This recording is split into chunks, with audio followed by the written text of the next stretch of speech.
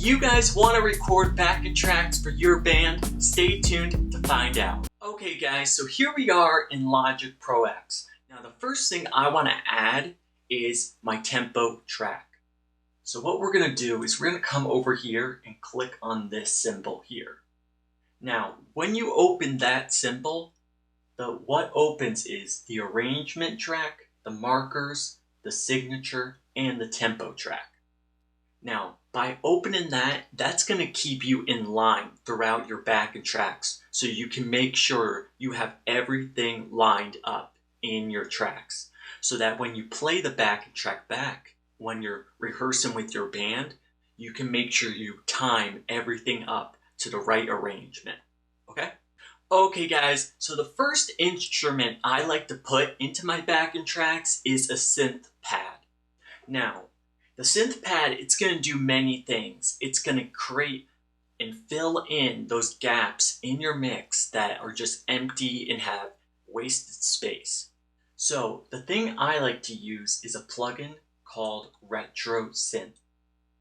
So this is the plugin I like to use, and it's a fantastic plugin for synth pads, synth strings, and it just gives you some sounds that are going to fill in your mix more. So this is the sound we're going to be using right now. Check this out.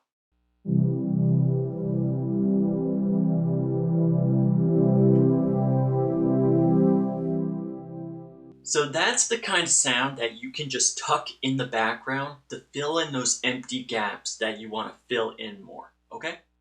Okay guys, so what we're going to do now is we're going to record a synth pad to show you guys how we're going to use it in a backing track. Then what we're going to do is move on to the other instruments and record those. So let's jump into that right now. Here we go.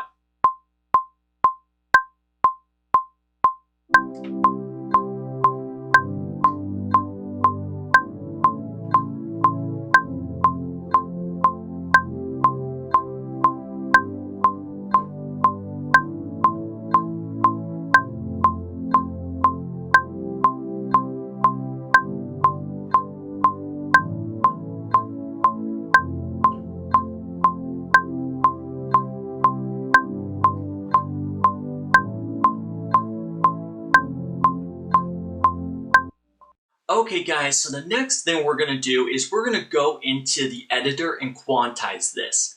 So what we want to do is just double click on our track and our editor is going to open here. So now what we want to do is just make this smaller and then bring this up and highlight all of our tracks here, notes. So what we're going to do now is come over to this cue right here and we're going to click that. And by clicking on that cue, what's going to happen is all of the notes that we just highlighted now are going to jump into place. So they're like going to lock. So what that means is they're literally going to lock to the beat of the song, the tempo.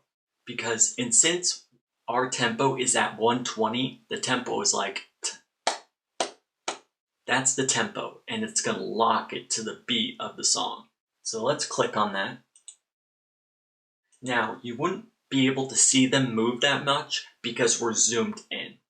But now, if we play this back, now, it's going to be locked right into the tempo. So, take a listen.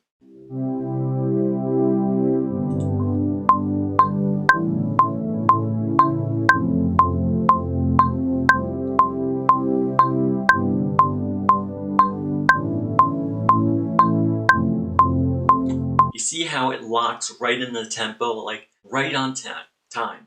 So try this out for yourselves. It's a great technique, okay?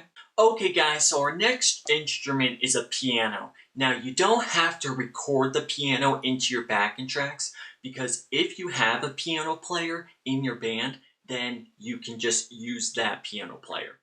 But if you don't have a piano player and you want to add one to your song, just put them into your backing tracks. So let's do this.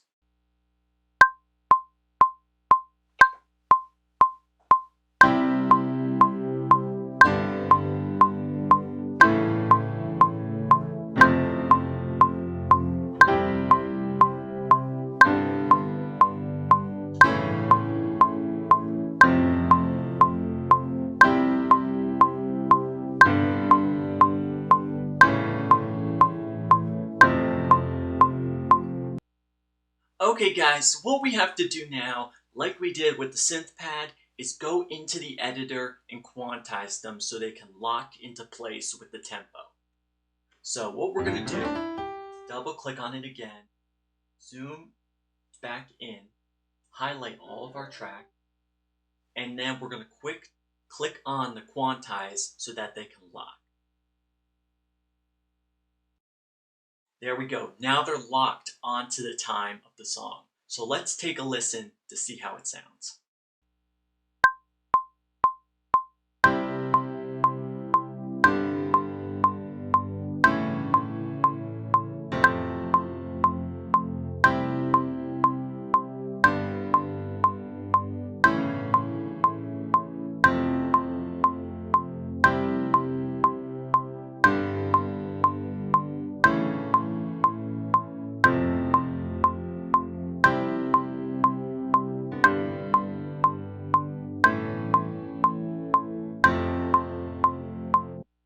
Okay, a few of the notes are off, but that is very simple to fix. All you have to do is go back in and move some notes around so everything lines up. Okay?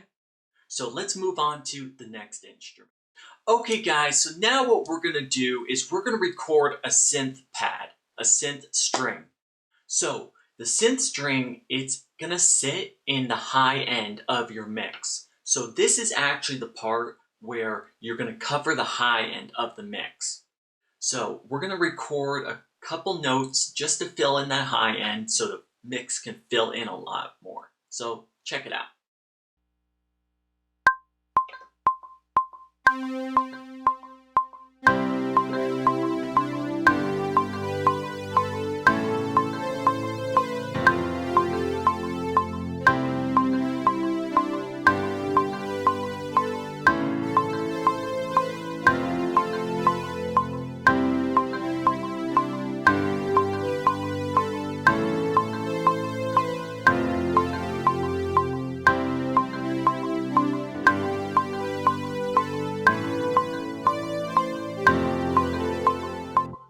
Okay guys, so the whole idea to backing tracks and using them with your band and to using click tracks is the whole idea to them is to literally use the instruments that you don't have on stage. And it's to also fill in your mix more. Like if you have empty gaps in your band and your band just doesn't sound full enough, use backing tracks. They're going to fill in your mix, make them a lot fuller and sounding great. So you don't want to use instruments in your backing tracks that you already have on stage.